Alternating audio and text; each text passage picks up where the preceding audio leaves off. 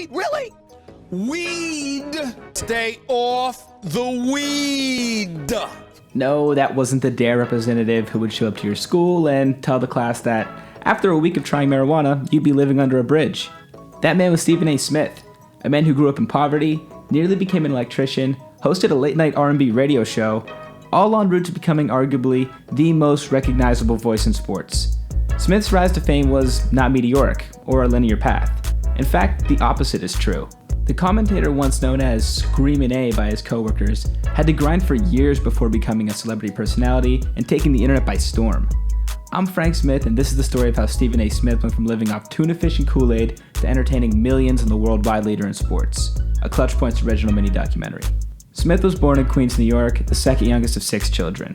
His father was a former baseball star from the Virgin Islands who had gone on to manage a hardware store, and his mother was a nurse. As a kid, Stephen A. expressed little interest in school. His passion was basketball, and he would spend his nights knocking down jumpers at the local park, even though there were no working lights. Smith recounts his mother worrying about his safety while practicing after school, but even at a young age, he had formed enough connections to protect himself from unpleasant encounters. He claims the gangsters of the area knew he was to be left alone because of his promising future. But that promising future came close to never occurring. Stephen A. was not heavily inclined to attend college. His mother signed him up for a vocational school that would teach him to become an electrician.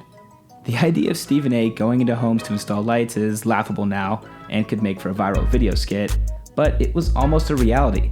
There could have been a Stephen A. Smith in your house with shoe covers, fixing electric sockets, and grounding wires.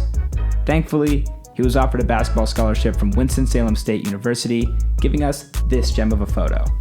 While playing guard for the D2 program, Smith found time to write sports articles for the school newspaper and host a show called Tender Moments. Unfortunately, there is no record of the R&B show on the internet. Stephen A., if you're watching, please, we all need it. Anyway, it's not a shock that Stephen A. moved on to focus on his sports writing career. From the start, we saw the energy and bold statements, which are still today his defining traits.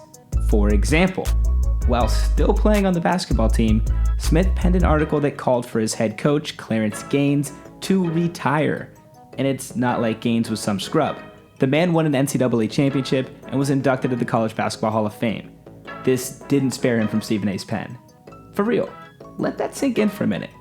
Stephen A., while playing for the man, called for his retirement. That's like every Knicks player ever and James Dolan.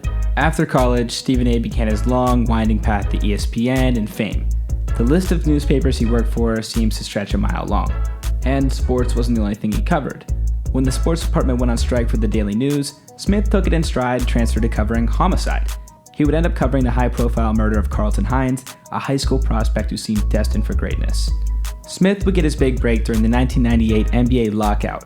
As the public eagerly awaited any news on the return of professional basketball, Smith would break countless updates on the debates between the NBPA and team owners. CNN took notice of the young writer who was beating veteran reporters to the punch. Soon, Smith was a sports analyst for CNN, which led to a job at Fox Sports, which led to a job at ESPN. But, as anyone familiar with Stephen A. Smith knows, his personality and comments aren't exactly dull. They are loud, they are incendiary, and they landed Smith in some trouble early in his career. He was fired from the Inquirer in 2007, and ESPN refused to renew his contract in 2009. Things were looking down for our heroic friend. But Smith kept trucking. Instead of shifting his approach, he would double down. And audiences ate it up. Ratings are on the rise for First Take, the show Smith hosts with his counterpart Max Kellerman. In 2019, it was reported that Smith was in line for a $10 million contract, which would make him the highest paid ESPN analyst to date. All this for a man who decided it would be a good idea to scream his opinions through any platform he could find, no matter how much it riled people up. Love him or hate him, Stephen A. Smith is one of the greatest entertainers in sports history. You might think his takes are ridiculous, or perhaps he's little more than an overpaid loudmouth, but you can bet you'll be tuning in to watch him. Thank you all for watching and supporting. I'm Frank Smith. You can follow me at FMS_Frank Smith and follow ClutchPoints at ClutchPoints. For more mini documentaries, head to our Facebook, YouTube, or IGTV. Let me know in the comments the first thing that pops in your mind when I say Stephen A. Smith. Until next time.